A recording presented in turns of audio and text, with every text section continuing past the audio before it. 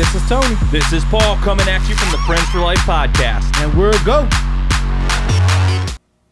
Most of the reason you're not doing something is your own fault. Oh, yes. And yes. Anybody who's starting anything out there, that's like what it is. That's You have to put the responsibility on yourself. Like, you can sit at work all day and you can complain that, oh, this is his fault, this is her fault. But in the end, like, if you're not doing something to make the problem better or make the problem resolve, then it's also your fault. Oh, you need to either tell that person or be, I don't know if blunt's the right word, but you just got to work together with people a lot. I think blunt is actually the best word because there's so many circumstances. We just had a seminar that I was sitting in today. It's called CEO Boot Camp. I want to give a big shout out to the Lucas County Board of DD for putting it together. I think they found a great group of speakers. They had a phenomenal layout on how they did it, and there's actually 16 more hours that we're doing. They're 8 hours for the next 3 Thursdays that we're doing them. But people get caught in the rut of just complaints. Complaint.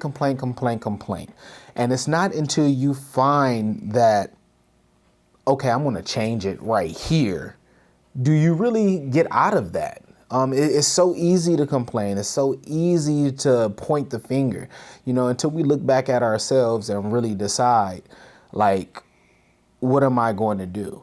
I got fired, man, and this was probably the one that hit the hardest. After the day after Christmas, and this was like the Wii had came out that year. I bought my oldest the Wii. We got Guitar Hero. We jamming. We're having a good time. We enjoying ourselves. The day after Christmas, I get a text message basically on my company phone telling me it's no longer, my services are no longer needed. Please come in for an exit evaluation and bring in all your company supplies. Like, that was bold of them to even do that, because if I was any other type of person, Yeah, would have broke the phone, everything else.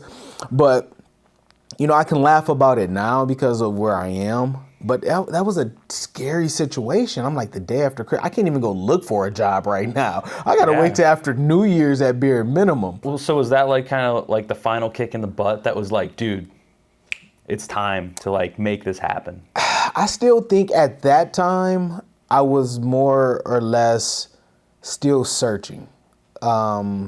It was a push to look for someplace more stable, which I ended up finding. The next company I went, I succeeded with them for at least 8 years, and where I got the bulk of my experience in supervising and management skills, and a lot of what they taught me there lives on from what I do now.